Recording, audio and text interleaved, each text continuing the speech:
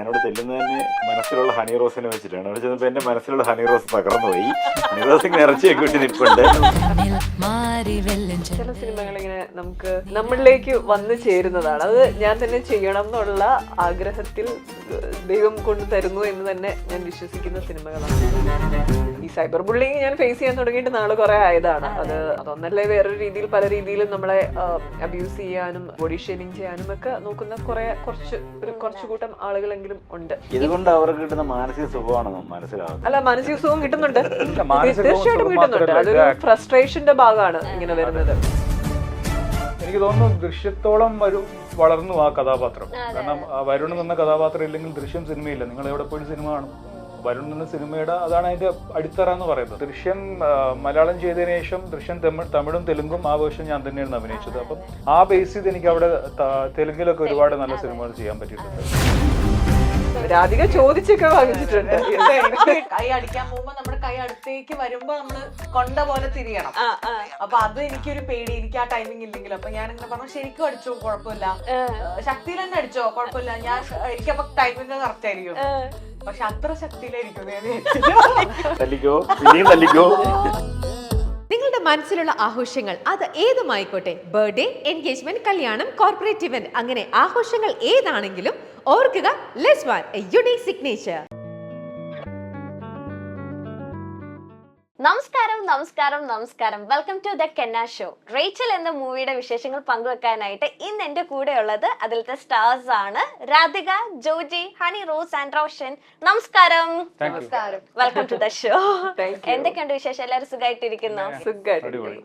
അതെ, റേച്ചലാണ്. ആ റേച്ചൽ ഇത് റെഡ് മയത്തില് ബാക്കി എല്ലാവരും ഒരു സട്ടിൽ കടലെടുത്തപ്പോ റേച്ചൽ മാത്രം റെഡ് മയത്തിൽ വന്ന് നിൽക്കുകയാണ്. അപ്പൊ റേച്ചലിനോട് തന്നെ ആദ്യം ചോദിക്കാം അല്ലെ, യെസ്, എന്താണ് എക്സ്പെക്ടേഷൻസ്? കാരണം കുറേ ഇപ്പം എന്താ പറയാ കട്ട്സും ഷോർട്സും എല്ലാം റേച്ചൽ മൂവിയുടെ ആണ്. അപ്പൊ ഞങ്ങൾ എല്ലാവരും ഹ്യൂജ് എക്സ്പെക്ടോടെയാണ് റേച്ചലിനെ കാത്തിരിക്കുന്നത്. How do you feel? ഞാനും അതേപോലെ ഭയങ്കര എക്സ്പെക്ടേഷനിലാണ് ഇരിക്കുന്നത്. ബിക്കോസ് കുറെ നാളത്തിന് ശേഷം ഒരു ഭയങ്കര സ്ട്രോങ് ആയിട്ടുള്ള ഒരു കഥാപാത്രമാണ് എനിക്ക് കിട്ടിയിരിക്കുന്നത്. റേച്ചൽ എന്ന് പറയുമ്പം എന്റെ മനസ്സിലേക്ക് ഓടി വരുന്നത് ഇത്രയും എന്താ പറയാ ധൈര്യമുള്ള ഒരു സ്ത്രീയെ ഞാൻ ഇതിനു മുമ്പ് കണ്ടിട്ടില്ല എന്ന് തന്നെ പറയേണ്ടി വരും. അത്രയും ധൈര്യശാലിയാണ് അവര്. ആൻഡ് ആനന്ദിനി ബാനയാണ് ഈ സിനിമ ഡയറക്ട് ചെയ്തിരിക്കുന്നത്. ആനന്ദിനി ഈ കഥേന്റെ അടുത്ത് വന്ന് പറയുമ്പോൾ തന്നെ എനിക്ക് ഭയങ്കരമായിട്ട് ഇഷ്ടമായി. രാഹുൽ മണപ്പാട്ടെന്നും പറഞ്ഞ് ഒരു ചെറിയ ആളാണ്, ഒത്തിരി പ്രായമില്ല, ഒരു 20 PG ഒക്കെ കഴിഞ്ഞിരിക്കുന്ന ഒരാളാണ്. അപ്പം ചെയ്തോണ്ടിരിക്കുന്ന ഒരാളാണ്. യെസ്. അപ്പോൾ അദ്ദേഹം എഴുതിയ ഒരു ഷോർട്ട് സ്റ്റോറിയാണ്. ഒത്തിരി അംഗീകാരങ്ങളൊക്കെ കിട്ടിയിട്ടുണ്ട്. അപ്പൊ അതിന്റെ ഭയങ്കര ഇന്റൻസ് ആയിട്ടുള്ള ഒരു സ്റ്റോറിയാണ് അദ്ദേഹം എഴുതി വെച്ചിരിക്കുന്നത്. അപ്പൊ അതിനെ ഒരു സ്ക്രിപ്റ്റ് ആക്കുകയും അത് രാഹുലും എബ്രിഡ് ഷൈൻ സാറും ചേർന്നിട്ടാണ് ആ സ്ക്രിപ്റ്റ് ചെയ്തിരിക്കുന്നത്. ആൻഡ് അങ്ങനെയാണിത് സിനിമയായി മാറുന്നതും. ഞാൻ ആ സിനിമയുടെ ബിഗിനിങ് തൊട്ടേ അതിന്റെ ഭാഗമായിട്ട് ഒരു നല്ലൊരു ജേർണി ആയിരുന്നു. അതേപോലെ തന്നെ എബ്രിഡ് ഷൈൻ സാറിന്റെ വലിയൊരു എന്താ പറയാ സപ്പോർട്ടും ഗൈഡൻസും ഒക്കെ ഞങ്ങൾക്ക് എപ്പോഴും സെറ്റിൽ കിട്ടാറുണ്ട്. ആൻഡ് അതും കഥാപാത്രം ആയി മാറാൻ ഒത്തിരി ഞങ്ങളെ ഹെൽപ്പ് ചെയ്തിട്ടുണ്ട്. ബാദുക്കയാണ് ഈ മൂവി പ്രൊഡ്യൂസ് ചെയ്തേക്കുന്നത്. ആൻഡ് ഇപ്പം അദ്ദേഹത്തിന്റെ വൈഫ് മഞ്ജു ബാദുഷയാണ് ഇത് റിലീസ് ചെയ്യാൻ പോകുന്നത്. സോ അങ്ങനെ എന്താ പറയാ സ്ത്രീകൾ മുൻപിലും പിൻപിലും ഒക്കെ പ്രവർത്തിച്ചിട്ടുള്ള സ്ത്രീകളും അതേപോലെ തന്നെ സ്ട്രോങ് ആയിട്ടുള്ള പുരുഷന്മാരും പ്രവർത്തിച്ചിട്ടുള്ള ഒരു മൂവിയാണ്. അതെ, ഇതിൽ ട്രെയിലറിൽ കണ്ടു പൂത്തുജോയിയുടെ മകളെ സ്നേഹിക്കാൻ ധൈര്യമുണ്ടോ? ആ ധൈര്യം ഞങ്ങൾക്ക് കാണാൻ സാധിക്കുമോ? തീർച്ചയായിട്ടും. അത് മലയാളത്തിലേക്ക് ഒരു വലിയൊരു സിനിമയുടെ ഭാഗമാകാൻ എപ്പോഴും ആഗ്രഹം ഉണ്ടായിരുന്നു. അപ്പം അങ്ങനെ ഒരു സിനിമയാണ് എനിക്ക് റേച്ചൽ. ബാദുക്കയാണ് എന്നെ ശരിക്കും ഈ സിനിമയ്ക്ക് വേണ്ടി വിളിക്കുന്നത്. അങ്ങനെ ആനന്ദിനെയും നമ്മുടെ എബ്രിഡ് ഷൈൻ ചേട്ടനെ പോയി കണ്ട് അങ്ങനെ ഫിക്സ് ചെയ്യായിരുന്നു തന്നെ. അപ്പൊ ഇതിലെന്റെ ഓപ്പോസിറ്റ് പെയറായിട്ട് വരുന്നത് ഹണിയാണെന്ന് എൻ്റെ അടുത്ത് അപ്പോഴേ പറഞ്ഞായിരുന്നു. എന്റെ ക്യാരക്ടർ എന്താണെന്ന് അത്രമാത്രം എന്നോട് പോർട്രേ ചെയ്തിട്ടുണ്ടായിരുന്നു. സെറ്റിലെത്തിയപ്പോഴേ മനസ്സിലാവുന്ന ചെറിയൊരു റൊമാൻറ്റിക് ട്രാക്കൊക്കെ ഉണ്ടെന്നും വളരെ ബ്യൂട്ടിഫുൾ ആയിട്ട് ഞങ്ങൾ ചെയ്തിട്ടുണ്ടെന്ന് ഞാൻ വിശ്വസിക്കുന്നു. ഇതിലില്ലേ ട്രെയിലർ കണ്ടപ്പോ കമന്റ്സ് മൊത്തം ഒരാൾ മരിക്കുന്നുണ്ട്, അത് റോഷൻ ചേട്ടനാവല്ലേ എന്നുള്ള ഒരു പ്രാർത്ഥന മാത്രമേ ഇനി കേരളത്തിൽ ഇനി ഞങ്ങൾ റോഷൻ ചേട്ടനെ കൊല്ലാൻ സമ്മതിപ്പിക്കില്ല. റോഷൻ ചേട്ടൻ അതൊക്കെ നമ്മളിപ്പോ ദൃശ്യം ഇപ്പൊ നടന്നുകൊണ്ടിരിക്കുകയാണ്. അപ്പം ട്രെയിലറിന്റെ അടിയിൽ മൊത്തം കമന്റ്സ് റോഷനാവല്ലേ, ഞങ്ങളുടെ വരുണാവല്ലേ എന്തോരം പേരാ പ്രാർത്ഥിക്കുന്നത്. ചില സമയങ്ങളിൽ നമ്മള് ചില കമന്റ്സുകൾ കാണുമ്പോൾ കാണുമ്പോൾ നമ്മളെ മലയാളികൾ ഇത്രയും സ്നേഹിക്കുന്നുണ്ട്, ഇത്രയും ഓർക്കുന്നുണ്ട്, അതെ അതെ നമ്മളൊരു തിരിച്ചു വരവ് എല്ലാവരും എക്സ്പെക്ട് ചെയ്യുന്നുണ്ടെന്ന് അറിയുമ്പോൾ ഭയങ്കര സന്തോഷം. അതെ അതെ ഒരുപാട് സന്തോഷമുണ്ട്. കാരണം അതുപോലൊരു സിനിമ ചെയ്തിട്ട് അത്രയും ആ ക്യാരക്ടർ അത്രയും പോപ്പുലറായി, അതെ അതിനെ ബ്രേക്ക് ചെയ്യാൻ ക്യാരക്ടർ മാത്രല്ല പേര് പോപ്പുലർ ആയ ഇപ്പൊ ഏത് അതെ ഇതിന് പക്ഷെ ആരോ മരിക്കുന്നുണ്ട്. റോഷൻ ചേട്ടനാണോ നിങ്ങൾ പറ, അതല്ലാതെ ഞങ്ങൾ കഥയൊക്കെ പറയട്ടെ, എളുപ്പമുണ്ടല്ലോ. അതല്ലാതൊന്ന് കേക്കോ, ഞങ്ങൾക്കൊന്ന് സന്തോഷാകാൻ വേണ്ടി. ഇനി ഞങ്ങൾ റോഷൻ ചേട്ടനെ കൊല്ലം വിട്ട് തരത്തില്ല. ഇങ്ങനത്തെ ട്രോൾസ് അല്ലെങ്കിൽ ഇങ്ങനത്തെ ഒക്കെ കാണുമ്പോ തന്നെ റോഷൻ ചേട്ടൻ എങ്ങനെയാ പരസ്പരം എൻജോയ് ചെയ്യാറുണ്ടോ? തീർച്ചയായിട്ടും അതിന് ഒരുപാട് പോസിറ്റീവ് വശങ്ങളുണ്ട്, അതുപോലെ തന്നെ നെഗറ്റീവ് സൈഡ്സും ഉണ്ട്. നമ്മളതിൽ ഇപ്പം നമ്മളൊരാൾ ഓർക്കുന്നുണ്ടും നമുക്ക് ആ ഒരു വാല്യൂ ഉള്ളതുകൊണ്ടാണ് നമ്മളെ വെച്ച് ട്രോൾസ് പടുത്തി വിടുന്നത്. നമ്മളെ വെച്ചിട്ട് കാശ് ഉണ്ടാക്കാനുള്ള മെയിൻലി ഇവരൊക്കെ ചെയ്തുകൊണ്ടിരിക്കുന്നത്. So we are really happy. As an artist നമുക്ക് എപ്പോഴും ഗ്രാഫിങ്ങിന് പോകാനായിരിക്കും താല്പര്യം ഉണ്ടാവും. അത് തന്നെയാണ് സംഭവിച്ചുകൊണ്ടിരിക്കുന്നത്. അതുപോലത്തെ ഒരു വലിയൊരു സിനിമയുടെ ഭാഗമായി നമ്മളുടെ ക്യാരക്ടർ ഇത്ര റീച്ച് ഔട്ടായി, ഇത്രയും പോപ്പുലറായി. ഒരു സിനിമ കൊണ്ട് തന്നെ നമുക്ക്, എനിക്ക് തോന്നുന്നില്ല മലയാളത്തിൽ വേറൊരു നടനുണ്ടെന്ന് തോന്നുന്നില്ല. ഒരു സിനിമ കൊണ്ട്, ഒരു കഥാപാത്രം കൊണ്ട് ഇത്രയും റീച്ച് കിട്ടിയ വേറൊരു നടനുണ്ട്. അപ്പോൾ അത് വലിയൊരു അംഗീകാരമാണ്. അതിനി നല്ല രീതിയിൽ എക്സിക്യൂട്ട് ചെയ്യുക എന്നുള്ളതാണ് എന്നെ സംബന്ധിച്ച് ചെയ്യേണ്ട കാര്യം. അത് റീച്ചൽ അതിനൊരു തുടക്കമാവട്ടെ. ഞങ്ങളും കാത്തിരിക്കുകയാണ് ഡിസംബർ. റോഷനെ ദൃശ്യത്തിൽ കൊന്നത് പോരാഞ്ഞിട്ട് മലയാളികൾ റോഷനെ കൊല്ലാക്കൊല ചെയ്തോണ്ടിരിക്കുക. ട്രോൾസും വീഡിയോ റീക്രിയേഷൻ വീഡിയോസ് ആണ് ഇഷ്ടം പോലെ. ഇപ്പൊ സ്റ്റാൻഡപ്പ് കോമഡി ആയിക്കോട്ടെ, എവിടെ ഉണ്ടായാലും റീക്രിയേഷൻസ് വീഡിയോ അതിലേക്ക് വരാം. അപ്പൊ അതിലേക്ക് ജോജിച്ചേട്ടൻ ഇപ്പൊ ക്യാരക്ടേഴ്സ് ഒക്കെ ചെയ്തു വെച്ചേക്കുന്ന മൂവീസ് ഒക്കെ എടുത്ത് വെച്ച് നോക്കുമ്പോൾ കുറച്ച് സട്ടിൽ ആയിട്ടുള്ള ക്യാരക്ടേഴ്സ്, സട്ടിൽ നെഗറ്റീവ് ഷെയ്ഡ് ആണെങ്കിലും അതും ഒരു മീറ്റർ ഉണ്ട് ജോജി ചേട്ടന് നമുക്ക് മനസ്സിലാക്കാൻ സാധിച്ചിട്ടുണ്ട്. അപ്പൊ ഇതിലേക്ക് വരുമ്പോ എങ്ങനെയാണ് കഥാപാത്രം എങ്ങനെയാണ്? ഞാനധികം നെഗറ്റീവ് ഷെയ്ഡുള്ള ക്യാരക്ടേഴ്സ് ചെയ്തിട്ടില്ല. ഉണ്ടെങ്കിൽ തന്നെ അഞ്ചക്കള്ള കോക്ക എന്ന് പറയുന്ന മൂവി മാത്രമാണ്. പക്ഷെ അത് ലാസ്റ്റ് അത് നല്ല കഥാപാത്രമായിട്ടാണ് മാറുന്നത്.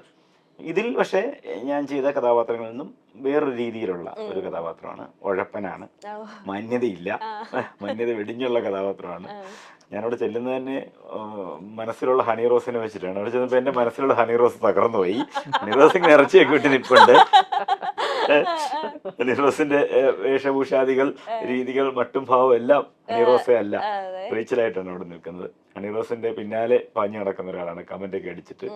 അത്തരത്തിലൊരു കഥാപാത്രം ഞാൻ പ്രതീക്ഷിച്ചതേ അല്ല. പക്ഷെ എനിക്ക് ഇഷ്ടമാണ് ഇത്തരം കഥാപാത്രങ്ങൾ ചെയ്യാനായിട്ട്. സിനിമയുടെ ഫസ്റ്റ് ഹാഫാണ് ഞാൻ കണ്ടത്. അതുവരെയും വളരെ നന്നായിട്ടാണ് സിനിമ മേക്ക് ചെയ്തിരിക്കുന്നത്. ടെക്നിക്കൽ ക്രൂ നല്ലതാണ്. അപ്പം വളരെ വളരെ പ്രതീക്ഷയോട് കാത്തിരിക്കുന്നു ഈ സിനിമയ്ക്ക് വേണ്ടി. രാധികയിലേക്ക് വരുമ്പോൾ എങ്ങനെയാണ് റേച്ചലിന്റെ ഒരു ഭാഗമായി മാറിയത്?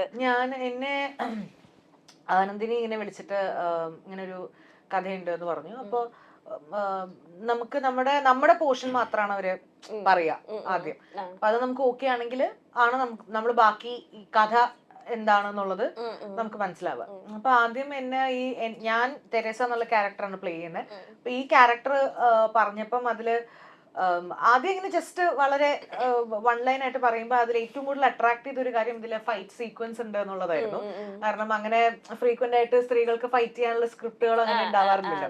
അപ്പൊ ഇത് വിട്ട് കഴിഞ്ഞാൽ ഇനി അടുത്ത ഫൈറ്റ് സീക്വൻസ് അടുത്ത സിനിമയിൽ പിടിക്കാന്ന് പറഞ്ഞൊരു ഓപ്പർച്യൂണിറ്റി വരുമോ എന്നറിയില്ല. അപ്പൊ അതുകൊണ്ട് എനിക്ക് എന്തായാലും ഇത് ആ ഫൈറ്റ് സീക്വൻസ് ചെയ്യണം എന്നുള്ളൊരു സാധനമായിരുന്നു ഫസ്റ്റ് ഉണ്ടായിരുന്നത്. അപ്പൊ ആദ്യം പറഞ്ഞപ്പോഴും തെരേസ അത് ഭയങ്കര ചാലഞ്ചിങ് ആയിട്ടുള്ള ഒരു ക്യാരക്ടറാണെന്ന് എനിക്ക് ഫീൽ ചെയ്തിട്ടുണ്ടായിരുന്നില്ല. കാരണം വൺ ലൈൻ പറയുന്ന സമയത്ത് നമുക്ക് ആ ഫൈറ്റ് ചാലഞ്ചിങ് ആയിരിക്കും എന്നുള്ളത് അറിയായിരുന്നു.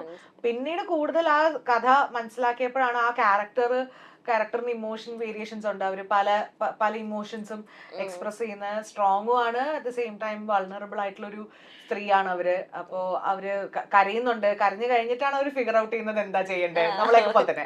അപ്പൊ ആദ്യം കരയും, പിന്നെയാണ് അവര് എന്താ ചെയ്യേണ്ടത്, അതുപോലത്തെ ഒരു ക്യാരക്ടറാണ്. അപ്പൊ അതും എനിക്ക് ഭയങ്കര, ഞാൻ ആദ്യമായിട്ടാണ് ചെയ്യണം. ഞാൻ യൂഷ്വലി ചെയ്തിട്ടുള്ള സിനിമകളിലൊക്കെ ഏകദേശം ഒരേ ഒരു ഇമോഷൻ തന്നെയായിരിക്കും ആ ക്യാരക്ടറിന് ത്രൂ ഔട്ട് ഉണ്ടാവുക. ഇപ്പൊ പെരുമാനി ചെയ്ത പ്രംലു ആണെങ്കിൽ ഒരേ ഒരു മൂഡ് തന്നെയാണ്. പക്ഷെ ഇതില് വന്നപ്പോഴാണ് അങ്ങനെ അല്ലാതെ തുടക്കം മുതൽ അവസാനം വരെ പല ഇമോഷൻസ് ആണ് ഈ ക്യാരക്ടറിനുള്ളത്. അത് ഞാൻ ഫസ്റ്റ് ടൈമാണ് ചെയ്യുന്നത്. ആൻഡ് ഇതില് റേച്ചലിന്റെ ട്രെയിലർ കാണുമ്പോൾ തന്നെ മനസ്സിലാവും ഭയങ്കര സ്ട്രോങ് ആയിട്ടുള്ള അല്ലെങ്കിൽ ഭയങ്കര ബോൾഡ് ആയിട്ടുള്ള ഒരു ലേഡിയാണ്. പക്ഷെ ഹണി ചേച്ചിനെ എനിക്ക് അടുത്ത് കുറച്ചുകൂടെ അറിയാവുന്നത് അത്രയും ബോൾഡ് അല്ല. നമ്മൾ ഫസ്റ്റ് ടൈം ഒക്കെ നമ്മള് ഹോം ടൂർ ഒക്കെ ചെയ്ത സമയത്താണ് എനിക്ക് ചേച്ചിനെ കുറച്ചും കൂടെ അടുത്തറിയാൻ പറ്റിയത്. അപ്പൊ ഞാൻ വിചാരിക്കും ഓക്കെ ചേച്ചി ഭയങ്കര സ്വീറ്റ് ആണ്. നമ്മള് നമ്മളെല്ലാരും ബോൾഡ് ആണ്. അത് അത് എടുക്കേണ്ട സമയത്താണ് എടുക്കുക എന്നുള്ളതേ ഉള്ളൂ പുറത്തേക്ക്. അല്ലാതെ അപ്പൊ ഈ റേച്ചൽ ചെയ്തോണ്ടിരിക്കുന്ന കാലഘട്ടത്തിൽ ചേച്ചിക്ക് മാനസികമായിട്ട് പല പ്രശ്നങ്ങൾ അല്ലെങ്കിൽ സൈബർ ബുള്ളിങ് മറ്റു കാര്യങ്ങളൊക്കെ വന്നു. അപ്പൊ ചേച്ചി ഒരു ഇതിൽ ഞാൻ പറയണ കേട്ടതാണ്, ഈ കഥാപാത്രം എന്നെ ഒരുപാട് സഹായിച്ചു അതിൽ നിന്നൊക്കെ എനിക്കൊന്ന് പ്രതികരിക്കാൻ. കാരണം ചേച്ചി അങ്ങനെ അധികം പ്രതികരിക്കാത്ത ഒരു വ്യക്തിയാണ്. പക്ഷെ ഈ ഒരു കഥാപാത്രം ചെയ്തുകൊണ്ടിരിക്കുന്നതുകൊണ്ട് തന്നെ റേച്ചൽ എന്നെ ഒരുപാട് ക്യാരക്ടറിൽ ഇൻഫ്ലുവൻസ് ആക്കി എന്ന് പറഞ്ഞിട്ടുണ്ട്. അത് എത്രത്തോളം സഹായിച്ചിട്ടുണ്ട് പേഴ്സണൽ ലൈഫിൽ? കഥാപാത്രം സഹായിച്ചിട്ടുണ്ടെന്ന് ഞാൻ പറഞ്ഞോന്ന് എനിക്കറിയില്ല, എന്റെ ഓർമ്മയിലില്ല. ഞാൻ എല്ലാരും വിട്ടുകളാ. ആ ഷൂട്ടിംഗ് സമയത്താണല്ലോ ഇതിന്റെ ഇഷ്യൂസും കാര്യങ്ങളും? അതൊക്കെ കഴിഞ്ഞിട്ടാണ് സംഭവിച്ചേക്കുന്നത്. അപ്പം ഈ സൈബർ ബുള്ളിങ് ഞാൻ ഫേസ് ചെയ്യാൻ തുടങ്ങിയിട്ട് നാളെ കുറെ ആയതാണ്. അത് ഇന്നും ഇന്നലെ ഒന്നും തുടങ്ങിയേക്കുന്നതല്ല. എനിക്ക് തോന്നുന്നു പോസ്റ്റ് കോവിഡിന്റെ ഒരു കാലഘട്ടം തൊട്ടിട്ടേക്ക് അപ്പോഴാണ് ഈ സോഷ്യൽ മീഡിയ ഇൻഫ്ലുവൻസ് വരുന്നതും ഇതൊക്കെ തുടങ്ങുന്നതും ഒക്കെ. അപ്പം അതൊന്നല്ലേ വേറൊരു രീതിയിൽ പല രീതിയിലും നമ്മളെ അബ്യൂസ് ചെയ്യാനും ബോഡി ഷേമിങ് ചെയ്യാനും ഒക്കെ നോക്കുന്ന കുറച്ചു കൂട്ടം ആളുകളെങ്കിലും ഉണ്ട്. അതിനെ പലതും തള്ളിക്കളയാൻ കഴിയുന്നു എന്നുണ്ടെങ്കിൽ അങ്ങനെ കളയാൻ എല്ലാ കാര്യങ്ങളിലും ഞാൻ നോക്കുന്ന ഒരു വ്യക്തിയാണ്. ഒരു അനാവശ്യമായിട്ടൊരു ഫ്രിക്ഷൻ ഉണ്ടാക്കാൻ ഒരിക്കലും താല്പര്യമില്ലാത്ത, ഒരു ഡ്രാമ ക്രിയേറ്റ് ചെയ്യാൻ താല്പര്യമേ ഇല്ലാത്ത ഒരാളാണ് ഞാൻ. എനിക്കൊരു വലിയൊരു 99% എന്നെ കൊണ്ട് അത് പറ്റും, എനിക്ക് പ്രശ്നമില്ല. അത് കഴിഞ്ഞിട്ട് അതിനപ്പുറത്തേക്ക് അത് പോകുന്നു എന്ന് കാണുമ്പോഴാണ് നമ്മുടെ കയ്യിൽ നിന്ന് പോകുന്നത്. അത് കാരണം ഞാനൊരു വ്യക്തി മാത്രമല്ല അതിൽ അഫക്റ്റഡ് ആവുന്നത്. നമ്മളെ സ്നേഹിക്കുന്ന ആളുകൾ, നമ്മുടെ ഫാമിലി, ഇതെല്ലാം അഫക്റ്റഡ് ആണ്. അപ്പം അതിന്റെ പേരിലായിരിക്കും നമ്മൾ ഒരു സ്റ്റെപ്പ് മുമ്പോട്ട് വെക്കേണ്ടി വരുന്നത്. അത് ഡ്രാഗ് ചെയ്ത് കൊണ്ടുപോയിടുന്ന ഒരു അവസ്ഥയാണ്. സോ അത് ഈസി അല്ല. അങ്ങനെ ചെയ്യാതിരിക്കുന്നതാണ്, ഒരു മനുഷ്യത്വമുള്ള ആളുകൾ അങ്ങനെ ചെയ്യാതിരിക്കുന്നത് തന്നെയാണ് നല്ലതെന്നാണ് എനിക്ക് പേഴ്സണലി എപ്പോഴും പറയാനുള്ളതും. അത് വ്യക്തിപരമായി നമ്മൾ ഓരോരുത്തരും ചിന്തിക്കേണ്ട ഒരു കാര്യമാണ്. മറ്റുള്ളവരെ ഹറാസ് ചെയ്യണോ, ഹേർട്ട് ചെയ്യണോ, ഒരാവശ്യവുമില്ലെങ്കിൽ അത് ചെയ്യണോ എന്നുള്ളത് നമ്മൾ സ്വയം ചിന്തിക്കേണ്ടതാണ്. അതല്ലാതെ ഗവൺമെന്റ് തലത്തിൽ അതിനെന്തെങ്കിലും ഒരു നിയമപരമായിട്ടുള്ള ഒരു എന്താ പറയാ, ഒരു മോണിറ്ററിങ്ങോ ഫിൽറ്ററിങ്ങോ എന്തെങ്കിലും കൊണ്ടുവരികയാണെങ്കിൽ നല്ലതാണ്. ഇതുകൊണ്ട് അവർക്ക് കിട്ടുന്ന മാനസിക സുഖമാണെന്ന് മനസ്സിലാകാത്തത്. അല്ല, മാനസിക സുഖം കിട്ടുന്നുണ്ട്, തീർച്ചയായിട്ടും കിട്ടുന്നുണ്ട്. അതൊരു ഫ്രസ്ട്രേഷന്റെ ഭാഗമാണ് ഇങ്ങനെ വരുന്നത്. ചിലപ്പം ഇപ്പൊ പറയില്ലേ, നമ്മളിപ്പോ എല്ലാവരും നല്ല അവസ്ഥയിൽ ഇരിക്കുന്ന ആളുകളൊന്നും ആവണമെന്നില്ല ഈ കമന്റ് എഴുതിയിടുന്നത്. അവർക്ക് ലൈഫിൽ ചിലപ്പം നമ്മൾ നിൽക്കുന്നത് പോലെയോ അല്ലെ കാണുന്ന പോലെയൊക്കെ അവർക്കും ആവണം എന്നുണ്ടാവാം. അതിൽ നിന്നും സാധിക്കാതെ വരുമ്പോഴുള്ള ചിലപ്പോൾ ഫ്രസ്ട്രേഷൻ കാണുമായിരിക്കാം. ഇത് പല രീതികളുണ്ടല്ലോ. ഒരു സോഷ്യൽ മീഡിയയിൽ നമുക്ക് ഒളിച്ചിരുന്ന് ചെയ്യാൻ കഴിയുന്ന കാര്യങ്ങളാണ് അതല്ലാതെ ഈ സോഷ്യൽ മീഡിയയിൽ നടക്കുന്ന ഒരു കാര്യവും നമ്മൾ റിയാലിറ്റിയിൽ കാണുന്നില്ല. ഞാൻ എത്രയോ പ്രോഗ്രാംസ്, പബ്ലിക് ഫംഗ്ഷൻസ് അറ്റൻഡ് ചെയ്യുന്ന ആളാണ്. ഒരിക്കലും ഒരാള് പോലും ഇല്ല, അങ്ങനെയുള്ള ആളുകളെ ഇല്ല. അത് വേറൊരു ലോകമാണ്. അത് റിയാലിറ്റിയും അത് വേറൊരു ലോകമാണ്. ഈ ഫോണിനുള്ളിലുള്ളത് വേറൊരു ലോകമാണ്, തീർത്തും വ്യത്യസ്തമായ ഒരു ലോകം. ഇതില് ട്രെയിലറിൽ കുറച്ച് ചവിട്ടൊക്കെ കിട്ടുന്ന പോലെ, കുറച്ചധികം മേടിക്കുന്ന പോലെയൊക്കെ കണ്ടു. ശരിക്കും കിട്ടിയോ? ഫിസിക്കലി എത്രത്തോളം എക്സ്പോസ്റ്റഡ് ആയി, അല്ലെങ്കിൽ തിരിച്ചു കൊടുക്കാനുള്ള അവസരം ഈ മൂവിയിലുണ്ടോ? തിരിച്ചു കൊടുക്കാനുള്ള അവസരമൊക്കെ ഉണ്ടായിട്ടുണ്ട്, പക്ഷെ നല്ലതുപോലെ കിട്ടിയിട്ടുമുണ്ട്. ഞങ്ങൾക്ക് രണ്ടുപേർക്കുമാണ്. അത് ഫൈറ്റ് അത്ര ഈസി അല്ല എന്നുള്ളതും നല്ല ഹാർഡ് വർക്ക് ആണെന്നും നല്ല ടൈമിംഗ് വേണം എന്നുള്ളതും ഈ സിനിമയിൽ നിന്ന് മനസ്സിലാക്കാൻ പറ്റി. പിന്നെ ഫുൾ ഡേ ഫിസിക്കലി എഫേർട്ടഡ് ആണല്ലോ. അപ്പൊ നമ്മള് ഡയലോഗ് പറയുമ്പോഴാണെങ്കിലോ നമുക്കിപ്പോ അത് കൂടുതൽ മെന്റലി ഒക്കെയാണ് വരിക. പക്ഷെ ഇത് നമ്മള് അവിടെ ആക്ടിവിറ്റി ഉണ്ട്, നമ്മള് വീഴണം, ഉരുളണം, അതിനിടയിൽ കൂടെ അഭിനയിക്കണം. ആ കൊറിയോഗ്രാഫി ഭയങ്കര ബ്യൂട്ടിഫുൾ ആ. അതിനും പെർഫെക്റ്റ് ടൈമിംഗ് വേണം. നമ്മൾ ഡാൻസ് ചെയ്യുന്നത് പോലെ തന്നെ ഇതിനും ഒരു പെർഫെക്റ്റ് ടൈമിങ്ങും കാര്യങ്ങളും ഒക്കെ വേണം, റിയാക്ട് ചെയ്യുന്നതിനും ഒക്കെ. അത് ഇപ്പൊ ഫസ്റ്റ് ടൈം ചെയ്യുമ്പോൾ നമുക്ക് എത്രത്തോളം നമ്മൾ ചെയ്തു എന്ന് എനിക്കറിയില്ല, പക്ഷെ വലിയ കുഴപ്പമില്ലാതെ ചെയ്തു എന്നാണ് ഞങ്ങൾ അടിയെല്ലാം ശരിക്കും കിട്ടിയോ? ശരിക്കും രാധിക ചോദിച്ചൊക്കെ വാങ്ങിച്ചിട്ടുണ്ട്. പറയാൻ പറ്റില്ല, കിട്ടിയായിരുന്നു. എനിക്കത് എന്റെ ടൈമിങ്ങിന്റെ പ്രശ്നമായി. ഈ പറഞ്ഞ പോലെ നമ്മള് കൈ അടിക്കാൻ പോകുമ്പോ നമ്മുടെ കൈ അടുത്തേക്ക് വരുമ്പോ നമ്മള് കൊണ്ട പോലെ തിരിയണം.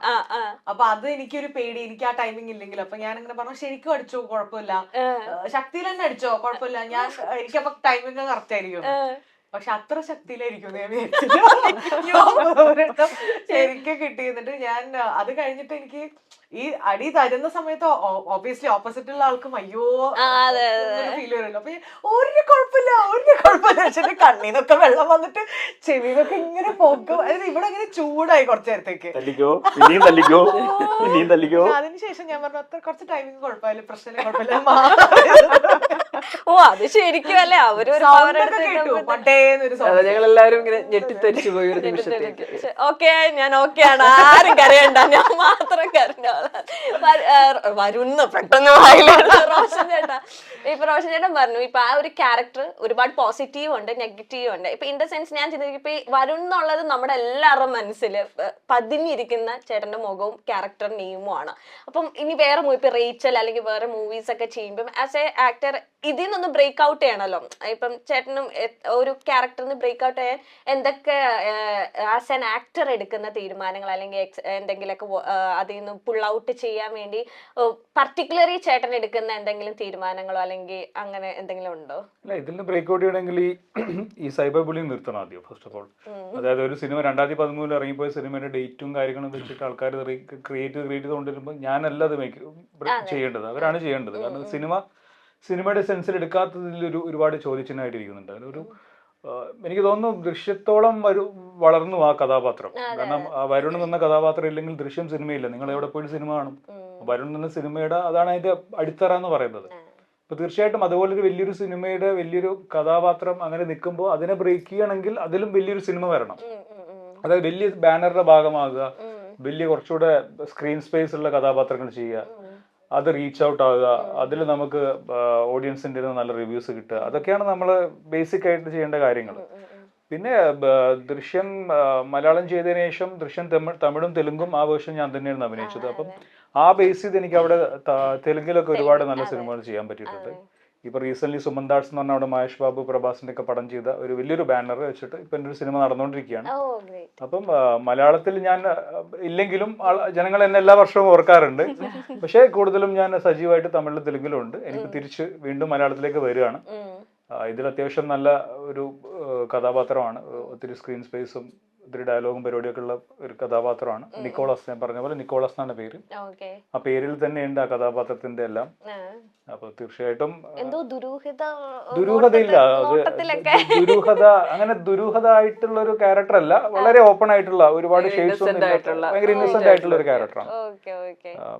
ഞാൻ എന്നും ആഗ്രഹിച്ച, അതായത് നമ്മളെ റിയൽ ലൈഫിൽ നമ്മൾ എങ്ങനെ കാണുന്ന അതിന്റെ ഓപ്പോസിറ്റ് ഒരു സിനിമ ചെയ്യണം എന്ന് എപ്പോഴും ആഗ്രഹം ഉണ്ടായിരുന്നു. എന്നാൽ മാത്രമേ നമുക്ക് എന്തോരം ഔട്ട്പുട്ട് ഉണ്ടെന്ന് നമുക്കും ഓഡിയൻസിനും മനസ്സിലാവത്തുള്ളൂ. ഈവൻ കാണുന്ന ഡയറക്ടേഴ്സിനും അത് മനസ്സിലാവത്തുള്ളൂ. അപ്പൊ തീർച്ചയായിട്ടും ഇത് ഗുണം ചെയ്യട്ടെ. റിയൽ ലൈഫിൽ ഇന്നസെന്റ് ആണോ? റിയൽ ലൈഫില് ഇന്നസെന്റ് ആണോ ചോദിച്ചാൽ നിങ്ങൾ ഇന്നസെന്റ് ആണോ? ആണോ? റിയൽ ലൈഫിൽ ആരും ഇന്നസെന്റ് അല്ല. ഇന്നത്തെ കാലത്ത് ഇന്നസെന്റ് ആയി കഴിഞ്ഞാൽ, ഇന്നത്തെ കാലത്ത് എസ്പെഷ്യലി അഭിനയിക്കാം. എസ്പെഷ്യലി ഞാനൊക്കെ ഇന്നസെന്റ് ആയി കഴിഞ്ഞാൽ തലയിൽ കയറി നിരങ്ങാൻ ഒരുപാട് പേരുണ്ടാവും. നമ്മൾ സ്ട്രോങ് ആയിട്ട് നിൽക്കുക, ആവശ്യങ്ങളുടെ സമയങ്ങളിൽ പ്രതികരിക്കുക. ഇപ്പൊ പ്രതികരിക്കാനും നമ്മള് ഇച്ചിരി ഡബിൾ മൈൻഡഡ് ആണ് ഇപ്പം ആൾക്കാർക്ക്. ഇപ്പൊ നമ്മളെ നാലാൾ അറിയുന്നത് കൊണ്ട് നമുക്ക് അങ്ങനെ ഒരു വിഷയമുണ്ട്. സോ അപ്പൊ നേരത്തെ പണ്ടൊക്കെ ആണെങ്കിൽ നമുക്ക് ധൈര്യമായിട്ട് പ്രതികരിക്കായിരുന്നു. ഇന്ന് അതും പ്രതികരിച്ചു കഴിഞ്ഞാൽ അതെടുത്തിട്ടും ആൾക്കാർ കണ്ടന്റ് ആക്കി വെക്കുന്ന ഒരു സമയമാണ്. So you have to be always brave. Innocent ആയിട്ട് കാര്യമില്ല.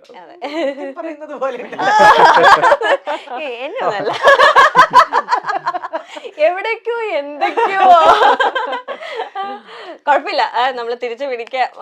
ചേട്ടാ, ഇപ്പൊ നമ്മുടെ ഒപ്പം ലൈക്ക് ഇപ്പൊ ഓരോ മൂവീസും എടുത്തു വെച്ച് നോക്കുമ്പോ തന്നെ അതിൽ അഭിനയിക്കുന്ന സഹനടന്മാർക്ക് അല്ലെങ്കിൽ ലൈക്ക് നായകന്റെ ഒപ്പം തന്നെ നിൽക്കുന്ന ക്യാരക്ടേഴ്സിനെ ഭയങ്കര നോട്ടബിൾ ആകുന്ന ഒരു കാലഘട്ടത്തിലാണ് നമ്മളിപ്പോ നിൽക്കുന്നത്. ഇപ്പൊ ചേട്ടന്റെ ഒരുപാട് ക്യാരക്ടേഴ്സും നടന്മാരുടെ ഒപ്പം ഒരു സെറ്റിലായിട്ട് പോകുന്ന ക്യാരക്ടർ ആണെങ്കിലും ചേട്ടന്റെ ഒരു ആക്ഷനോ അല്ലെങ്കിൽ ചേട്ടന്റെ ഐസ് ഭയങ്കര എക്സ്പ്രസീവ് ആണെന്ന് എനിക്ക് തോന്നിയിട്ടുണ്ട് പല സാധനങ്ങൾ ഇടാൻ നേരത്ത് കുറെ കേട്ടിട്ടുണ്ട്. അപ്പം എങ്ങനെയാണ് ഓരോ ക്യാരക്ടേഴ്സ് ചൂസ് ചെയ്യുന്നത്? ബാനർ നോക്കിയിട്ടാണോ അതോ ക്യാരക്ടറിന്റെ ഡെപ്ത് നോക്കിയിട്ടാണോ? ചൂസ് ചെയ്തല്ല, എനിക്ക് വന്ന സിനിമ ഒരു ഭാഗ്യം എന്നൊക്കെ പറയുന്നത് പോലെ എനിക്ക് എന്നെ തേടി എത്തിയ സിനിമകൾ അത്രയും നല്ല സിനിമകളായിരുന്നു. ഞാൻ ഒഴിവാക്കിയ സിനിമകൾ ഇല്ലെന്ന് തന്നെ പറയാം. വളരെ ചുരുക്കമാണ്, 1-2 സിനിമകളേ ഉള്ളൂ. പക്ഷെ എന്നാൽ പോലും എനിക്ക് വരുന്ന സിനിമകളിലെ പിന്നണിയിൽ ആരാണ്, ആ ക്രൂ ഏതാണ് എന്ന് ശ്രദ്ധിക്കാറുണ്ട്.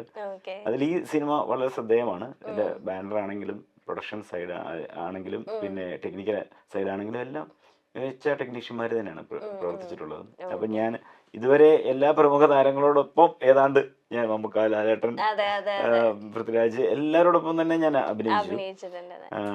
ഈ സിനിമയിൽ ഹണി റോസിനോടൊപ്പം അഭിനയിച്ചു.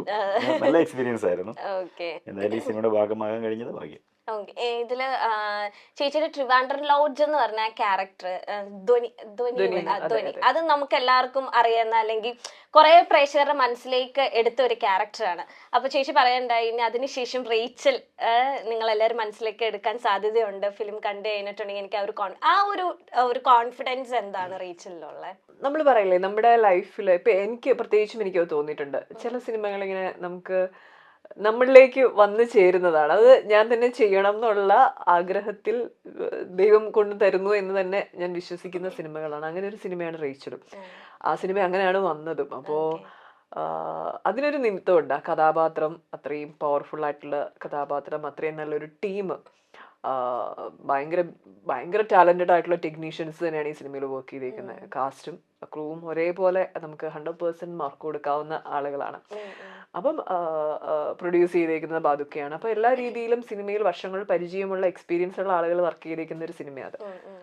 അങ്ങനെ ഒരു സിനിമ എത്തിച്ചേരുക എന്ന് പറയുമ്പം നമ്മൾ എന്നെ കൊണ്ട് കഴിയുന്നത് മാക്സിമം അതിൽ ചെയ്യാന്നുള്ളതാണ് ഞാൻ നോക്കിയിരിക്കുന്നത്. അത് സിനിമ നമ്മൾ ഡബ് ചെയ്യുന്ന സമയത്തായാലും അല്ലാതെ സിനിമ കാണുമ്പോഴൊക്കെ എനിക്ക് തോന്നിയിരിക്കുന്നത് ഞാൻ എൻ്റെ ഒരു ഷെയ്ഡ്സ് ഒന്നും റേച്ചലിൽ കാണുന്നില്ല. അത് തീർത്തും വ്യത്യസ്തയായ ഒരു സ്ത്രീ മുമ്പിൽ നിൽക്കുന്നു എന്ന് പോലെ തന്നെയാണ് എനിക്ക് പേഴ്സണലി ഫീൽ ചെയ്തത്. അത് അങ്ങനെ എനിക്ക് തോന്നിയിരിക്കുന്നത് വളരെ കുറവാണ്. എനിക്ക് തോന്നുന്നു റേച്ചൽ അങ്ങനെ ഒരു ഹാപ്പിനെസ് എനിക്ക് തന്നിട്ടുണ്ട്. അപ്പൊ അത് തന്നെ ആളുകൾക്കും ഫീൽ ചെയ്യുമെന്ന് വിശ്വസിക്കുന്നു. ഓക്കെ. ഇതിന്റെ ട്രെയിലർ ലോഞ്ചിന്റെ സമയത്ത് ചേച്ചി പറഞ്ഞിട്ടുണ്ട് എനിക്ക് മലയാള സിനിമ എന്നെ വേണമെന്ന് അല്ലെങ്കിൽ എന്നെ മാത്രമേ ചെയ്യുള്ളൂ അല്ലെങ്കിൽ എന്നെ വേണമെന്ന് എനിക്ക് തോന്നിയിട്ടില്ല, ഞാനായിട്ട് ഇങ്ങനെ കടിച്ചു തൂങ്ങി നിൽക്കുകയാണ്. അപ്പൊ ഒരു ഇൻകൺസിസ്റ്റൻസി ആണ് അവിടെ ചേച്ചി പറയുന്നത്.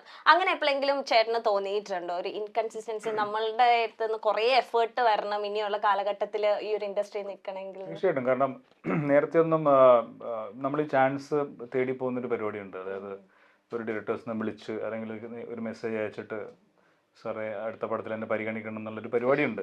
അത് നിരന്തരമായിട്ട് എല്ലാ ആക്ടേഴ്സും ചെയ്യുന്നത്, മിക്ക ആക്ടേഴ്സ് 80% ആൾക്കാരും ചെയ്യുന്ന കാര്യം. എനിക്ക് രാധികക്കൊന്നും ആ പരിപാടി അറിയത്തില്ല. സംസാരിച്ചാണ് അത് ഇൻട്രോവേർട്ട് ആയതുകൊണ്ടൊന്നല്ല, അത് it's A part of my life. കാരണം ഞാൻ അങ്ങനെ ആരോടും റിക്വസ്റ്റ് ചെയ്യാറില്ല, ഒരു കാര്യങ്ങൾ അങ്ങനെ റിക്വസ്റ്റ് ചെയ്യാറില്ല.